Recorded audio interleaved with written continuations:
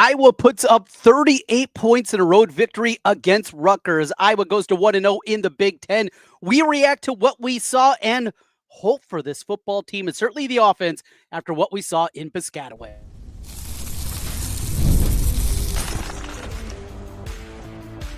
You are Locked On Hawkeyes, your daily podcast on the Iowa Hawkeyes. Part of the Locked On Podcast Network, your team every day. Hey, welcome in. I'm Trent Condon, and this is the Locked On Hawkeyes podcast. Thanks for making Locked On Hawkeyes your first listen every day. Today's episode is brought to you by Mazda. Like our players, we sweat every detail because when you make every move count, pulling off the unexpected is only the beginning. Stay tuned later for highlights of this week's Moving the Game Forward. Mazda, move and be moved. Glad to have you aboard with us here in a late night edition of Locked On Hawkeyes as we go live here after the Iowa 38-28 win against Rutgers in one of the wilder games that I can remember. Back and forth, a lot of issues, a lot of concerns, a lot of positivity. So we can go a multitude of different directions. Glad to have you aboard with us here as we take a look back upon things and what we saw. Let's start at the beginning, I guess, is the easiest place to go. And the opening kickoff brought back for a touchdown by Kaden Wetjen. Now, you might have to help me out a little bit here because I was working tonight and I was broadcasting the Ankeny versus Ankeny Centennial football game on radio. So, yes, I had it on up in the booth, but there were some things that I missed, including this one, because I take a peek over. They're getting ready to kick off. I look, and it's 6-0. What the hell just happened? Well, Kaden Wetjen saw the replay, ran it back, 104 yards for the touchdown. What we continue to see out of Wetjen and what he has continually been doing in this return game after that performance in Ames and what he has bounced back and done is nothing short of incredible. I mean, you have to be incredibly excited about what this is. And one thing that we talked about leading into this football game is Rutgers is a program and Greg Schiano is a head coach that does dedicate a lot of time to special teams. And so many times Iowa, has to win that battle in the special teams. And though it wasn't perfect tonight, they definitely had the advantage from the opening kickoff, the field goal late to give them the lead before Rutgers responded. What we saw, obviously, overall, the return game that also continued at the end of the first half. Wetjen gets knocked down at the 14-yard line and nearly went back for another one there. But Wetjen, his return ability, the speed that he has, and just what Iowa does, the dedicated coach, and what LeVar Woods has done. There might be some youngsters out there that Coach Wilson, back when he ran the special teams about 15 years ago, it was a disaster. And I think I was calling for his head about every single day on the radio. But here we are today. And what LeVar has done with these units, it's not perfect, but you can tell the work that they put into it. And like a program, and when the talking heads and the national people, when they look at Iowa, and though maybe things will change a little bit after this 38-point performance, you continually hear, though, that they don't dig deeper, right? And they don't look at things like special teams and what Iowa was. I thought Dakin bounced back and was much better from what we've seen from him to this point in the season. But definitely, as we had our grades earlier in the week, might have to bump that one up a grade level, special teams, after what we saw in this one. But then the breaking story, certainly in most of the first half, was Iowa's inability to get off the field. Another thing that we talked about leading into the game was that wide receiver group and just how good and talented that group was. And I think everybody saw that from Ian Strong. And if that's Ian Strong not at 100%, thank God we don't have to see that dude at 100%. Holy crap, is he a stud? It's not just that he's big, 6'4", 220, making contested catches, going up, the physicality that he plays with. I mean, just bullying his way around the field. He finishes with 8 catches, 151 yards. And Iowa, I thought a lot of times had good coverage. Those dudes were just making plays. And you couple that with the other big receiver in Duff. We talked a little about Sheffield, who was involved early in the game, and I thought he was a good guy. But Iowa couldn't find a way.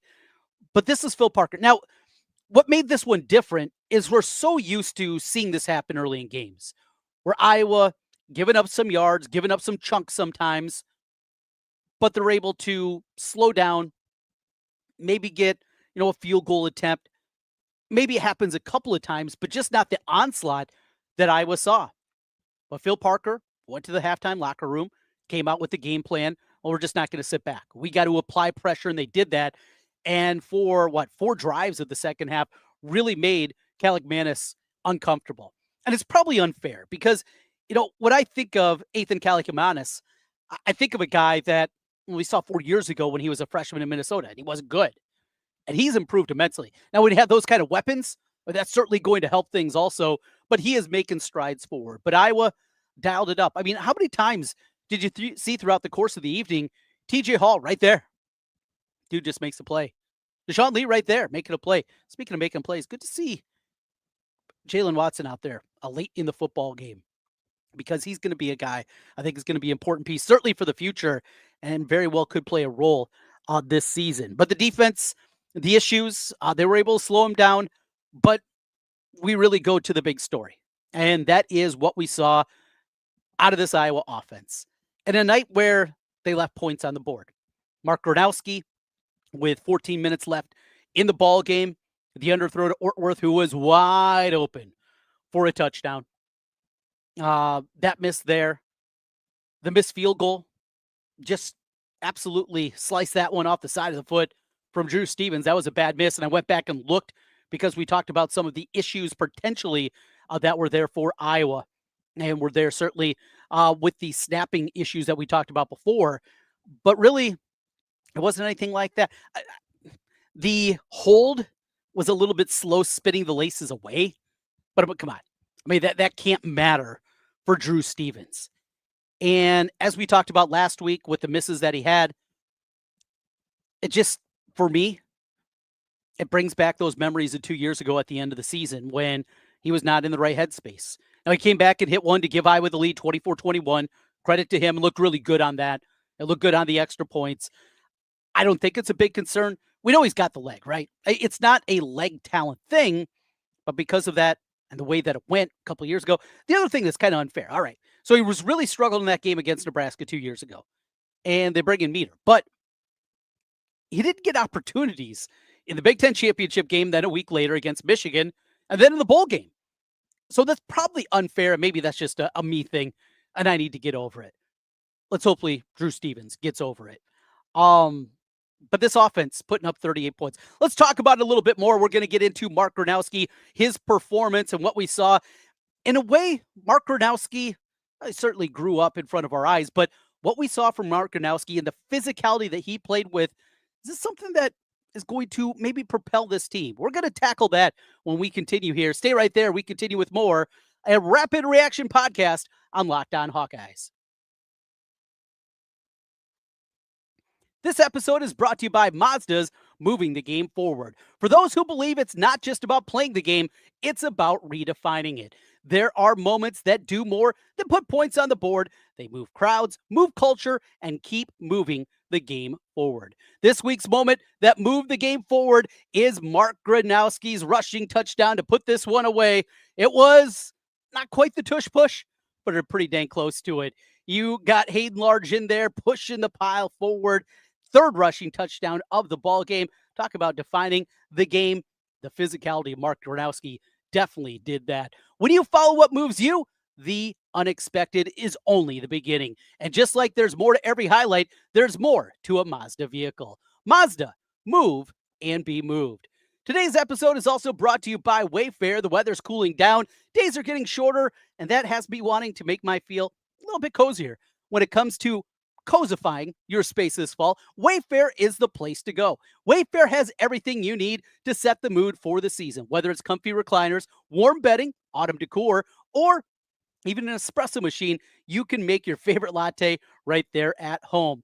Picked up a lot of great stuff here for the house. I got great throw blankets here that down in the basement. That's where I broadcast the show from every single day. Love all the selection and getting things set up for our house with Wayfair. It's a perfect time to set up your home for fall so you can enjoy cozy nights in with family and friends. Cozify your space with Wayfair's curated collection of easy, affordable fall updates. From cozy recliners to cozy bedding and autumn decor, find all that you want for less at wayfair.com. That's Wayfair, Wayfair.com. Wayfair, every style, every home.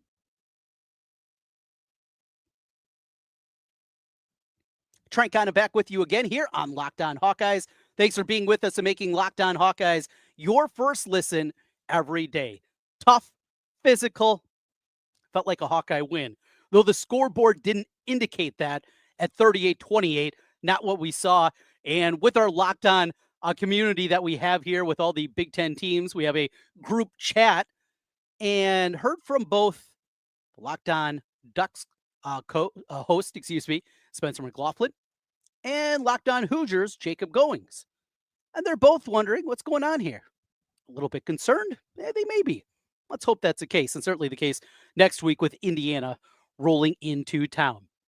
This was the Mark Gronowski I thought we were getting. And whatever happened in that first game, I know left such a sour taste in the mouth for many people, myself included, coupled with missed opportunities a week later against Iowa State. And the drops the last 2 weeks definitely have been a part of it. And maybe that has negated the positive steps that we've seen from Mark Gronowski in the passing game. There were opportunities. We talk about the short arm pass to Ortworth that would have been a touchdown and given Iowa at the time a 28-21 lead. Instead, it was 24-21. Ultimately didn't matter, but mattered at the time. And certainly after Rutgers marched right down the field and took the lead 28-24, you have that feeling, oh boy, we cannot afford to lose this football game with what's still on the schedule for Iowa. But they didn't. And it was Gronowski, tough running. Moulton had a really nice carry, a couple of nice ones in there, got them down to the 1 yard line. Now, he had one that almost popped out as Iowa had just taken the lead, and that would have been a disaster in its own right. But what you see out of Mark Gronowski, and there was something that just popped up on the screen as I'm sitting in the parking lot trying to leave Ankeny and watching the game on my iPad in a parking lot like a weirdo, because that's what I am. And as I'm doing that, you could hear in the audio somebody after the touchdown, yeah, Mark, and that excitement, that leadership, that toughness, it's just a style that works for Iowa. Yeah, we want to continue to see more out of the passing game, but we saw it. They were taking shots. Oh, we saw early in the game, Phillips with a drop, tough catch, but still one you got to have. It definitely leaves you thinking that there can be growth out of this team. 38 points up, running the football incredibly well. And we got to give credit as well to the offensive line and what the guys up front are doing. From Jennings Dunker comes in, a preseason All-American. Some people consider the best right tackle in all of college football. You look at Logan Jones, but Bo Stevens and Cade Pieper, the first time he's seeing extended action. What we've seen from Trevor Lauk and the growth that he makes, and talk about excitement for his future. You're doing this as a sophomore, what his future is going to be out of that group up front. It really is an exciting time knowing that you can go out there and do it. Jazzion Patterson comes in and does what Jazzion Patterson does.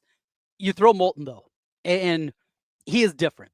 We got to see a little bit of Nathan McNeil. This team's going to be able to run the ball, but again, it goes back to what you have with Mark Gronowski. And how many times here these last few years you get in even those 3rd and 3 situations and you feel dead? Well, Iowa can't do it with the passing. They're going to run and they're going to get stuffed. It's going to be 4th down, and we know what's going to happen. Iowa's going to punt it away.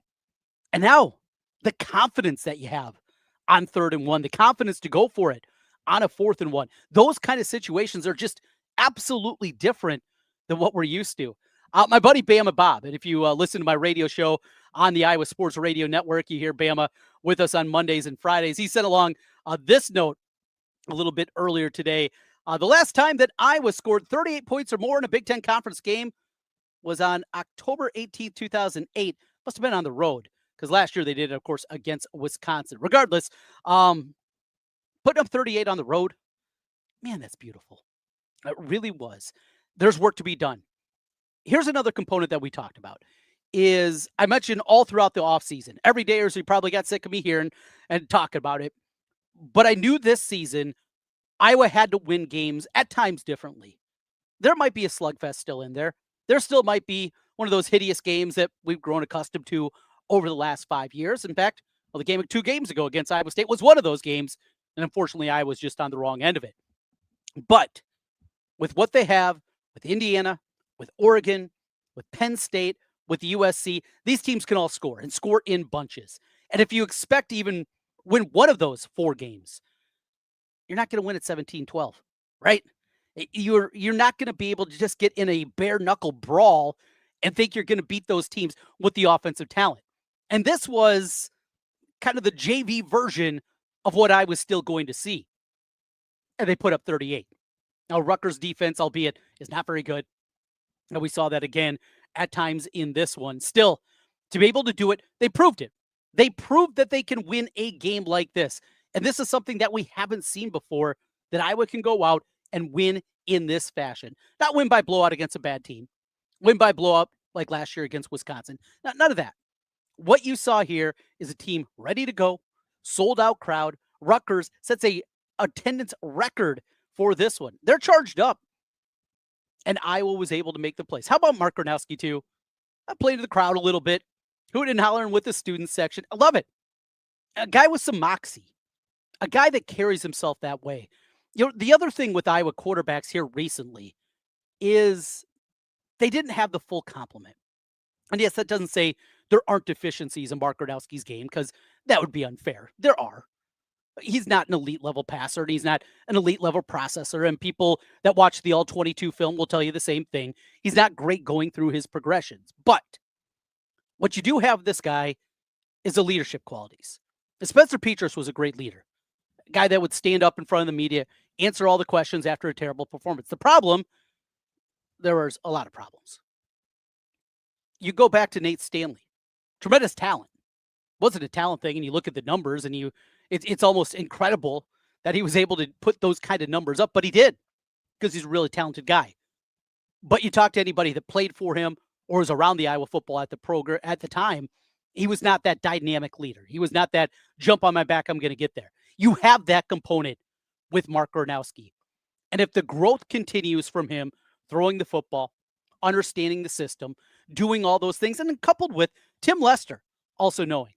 Speaking of Tim Lester, how about down up, 2nd down and 6, up the right side as Iowa takes the lead to Dayton Howard. Got a smaller slot corner on him and just busts him. And a Dayton Howard guy that we've been hearing about, right? Had a touchdown last season out of Maryland, but he's been kind of forgotten. And to go to him, to get the matchup that you want, to make the play call, I thought Tim Lester was tremendous in his play calling in this game. Dialing up the right things at the right times of one of his better games, certainly of his Iowa career that we saw. Lot of things to be excited about. So, for now, let's turn the page. Let's talk about a little bit more about what we're going to see going forward. Plus, we'll get into your questions here. If you're hitting us up on YouTube, send them in right now on this live edition of Locked On Hawkeyes, and we'll get to those here in a little bit. Next week, it's Indiana. Big picture, what does this mean for the Hawkeyes? We'll do that as we continue. This is Locked On Hawkeyes.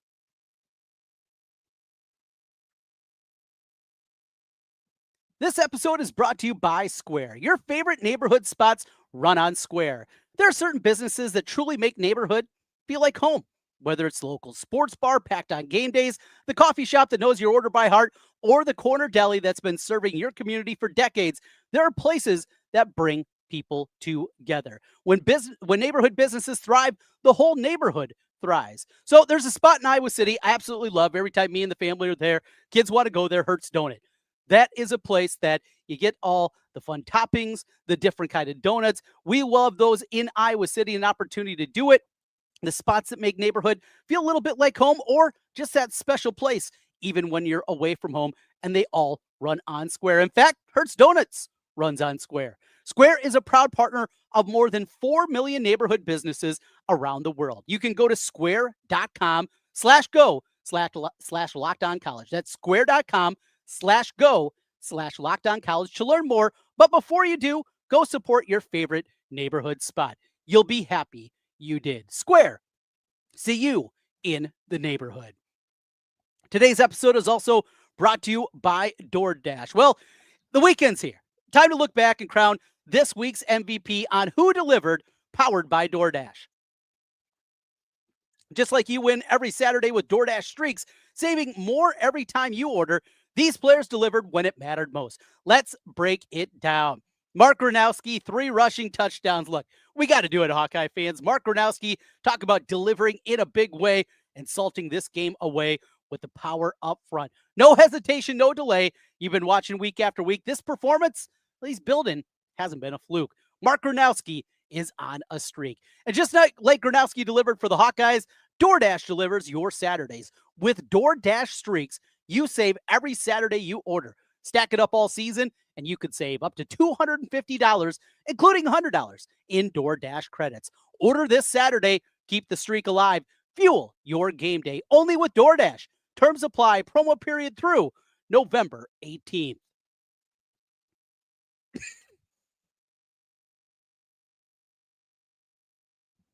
Apologies. Got a little frog in my throat. Welcome back. Locked On Hawkeyes. Trent Condon with you. Going to take a little swig here as, been doing a lot of talking here tonight. Maybe a little yelling at the iPad screen. All right. Let's finish up here. As I said earlier, if you missed it, I was working tonight, so didn't see every play. Very excited to go back and watch every play of the game. Anything that I missed, anything that maybe was not there, and hit us up with your comments right now. But big picture, this says a lot, and it gives me more hope going into next week against Indiana. The extra day to prepare, extra day to get healthy. That's definitely a component that is there. Indiana has a huge matchup this week.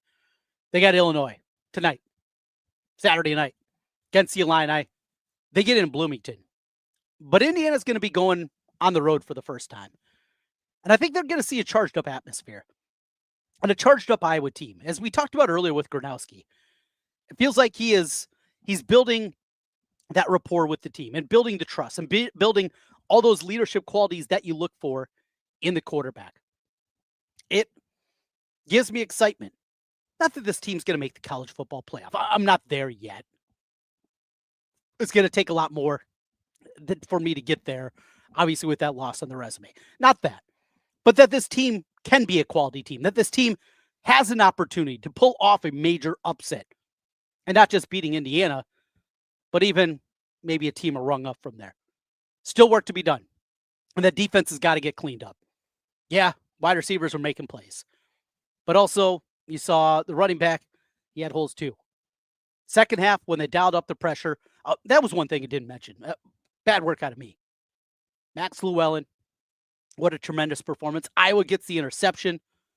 How about Rex Roth on the INT as they finally force a turnover?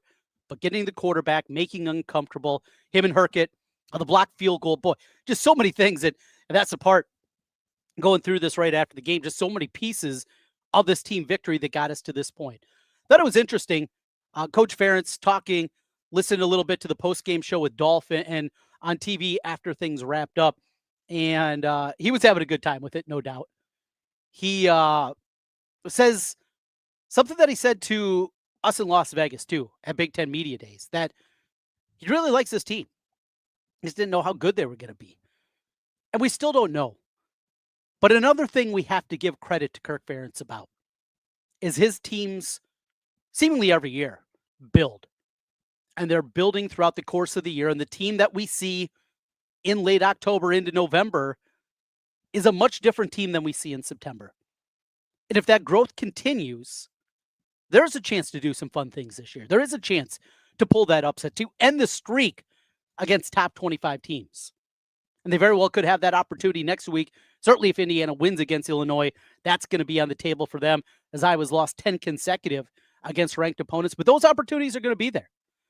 And I walk away hopeful for this game. It's not all fixed. Work to be done.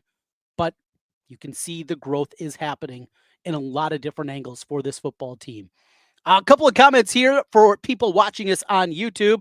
Taken, super gritty win from the Hawks. Mark's poise was impressive, and he played his best game yet. Absolutely, he continues to build. More from Taken. Despite buttoning it up in the second half defensively, the secondary was burnt toast. We play even more talented and aggressive offenses going forward. That's a great point, and something I talked about earlier. This is the beginning test. Next week, Indiana, they also have tremendous receivers. Oregon has got speed all over the field. Penn State has got some dudes as they went into the portal and brought in a ton of talent. USC might have the best collection, at least top 3 wide receivers of anybody in the country. And that's not to mention Iowa still having to face rivalry games against Wisconsin and Minnesota and Nebraska. Oh, by the way, Michigan State maybe has one of the best wide receivers in the country too. Got to get a lot better there. Absolutely. Gonna get ugly. Yeah, I'm with you on that one. Taken. Haven't seen a shootout like that in an age beautiful from Brent Vinton. It's fun to win this way, right? Fun to win a game in a different way, and good to see the Hawkeyes doing that. Howard needs more targets. McNeil needs more touches. I agree with you on both those points. What we've seen now out of Dayton Howard, absolutely. Got to get that guy involved. Big frame, and he's made plays now a couple of different times in his career. Just too smooth. I see his comments, and a big thank you to him and all the RV-dayers out there that watch us every single day. That was the first time in a long time I had fun watching an Iowa game. I heard that sentiment from a few different people. It was different. A good game. Now let's, that's how you spend $2 million, not on Cade. Yes. Well, speaking of Cade, his Eastern Tennessee butt darts, what are they? Whatever they are, they take on Marco Lionez's Elon Phoenix. They might be the Phoenix. I think they're, regardless. If you're looking for something tomorrow night, I'll be watching Illinois, Indiana. I'll be watching some of the other college football going on. But if you're some kind of masochist and you want to watch that, there you go. A PSA for you. Former Hawkeye versus former Hawkeye. Marco versus Cade. No thanks. That'll do it for today. I need to get some sleep. We will be back with you on Sunday night. I will actually go back and be able to watch all of this, anything that I missed. And let's see, did it match up with the elation of a victory? We'll give it a deep comb second look as we do each and every day. Your team every day. That's what we do here on the Locked On Network. I got you covered on the Hawkeye front every weekday, talking everything happening in the world of college football with the Hawkeyes. We got a lot of basketball. We talked earlier in the week about the release of the Big Ten basketball schedule. You can go back and look in the archives for all of that here on Locked On Hawkeyes. Thanks for being with us. Thanks to all of the great comments coming in and everybody joining us here today. We will be back with you on Sunday evening. Get ready for another big week against the Hoosiers. Enjoy the weekend. Hawkeyes got to win. It's Friday night. How awesome is that? We'll talk to you again later on Sunday. Until then, go Hawks.